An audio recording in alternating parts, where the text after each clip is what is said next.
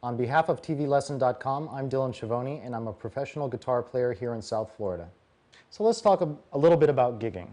Obviously, the most important thing is that you have to know the material that you're being called upon to play. If you're like me, which I'm somewhat of a hired gun, which means an artist will call me and say, okay, I need a guitar player for such and such a day.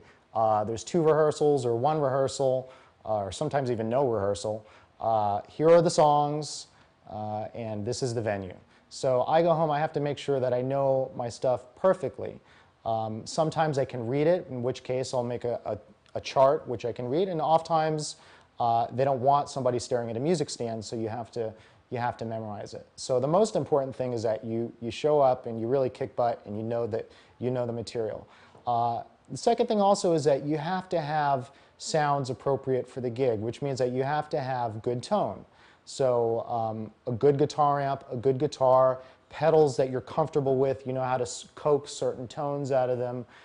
That's going to be one of your selling points as a sort of hired gun, is if I call this guy or this woman that they're going to be able to get really nice guitar tones, which surprisingly is not that easy to do. So if you're a guy or a girl that can show up and really get some juicy, or effects-driven guitar tones, or very natural guitar tones, but they sound good, people are going to want to call you back.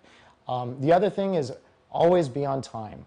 This seems like, a no-brainer, but you'd be surprised on how many people that I won't call to substitute for me because I know that they're not reliable.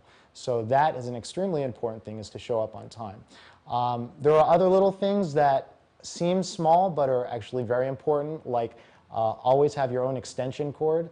I can't tell you what a pain it is to show up for a gig and then the outlet is 30 feet off stage, and what are you going to do? And the venue may not want to hear from you, or they may not want to lend you their cords. So it's always good to show up with all the the accoutrements and the tips of the equipment for your trade.